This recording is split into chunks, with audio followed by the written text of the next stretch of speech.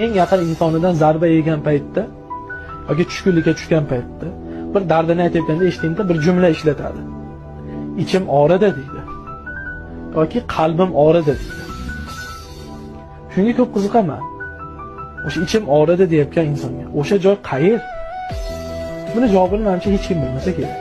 Ichim og'riydi deydi-yu, qayer og'riyapti desa ko'rsatib bera olmaydi. Aytishingiz mumkin, yurakda endi. Yo, yurak bo'lganda inson yashamasdi. Shunday og'riganda. Yoki uni og'rig'i boshqa. Ko'karak qafasimdir. Uni ham og'rig'i boshqa, sanchi bor edi. Lekin ichim og'ridi deb tushkunlikka tushganda, bir eng yaqin insondan zarba yegan paytda aytadi-da inson, har doim ham ishlatmaydi. Xo'p, qayer bo'lmasam shu. Ichim og'riyapti deyapti. Qayer desangiz ko'rsatib beraman deyapti. Keltirgan misollari qolipga tushmayapti. Nimaga bunday deydi desa, chunki bu joyda faqatgina Alloh taolo o'zi biladi. Shuning uchun inson ko'rsatib bera olmaydi. Nima demoqchisiz?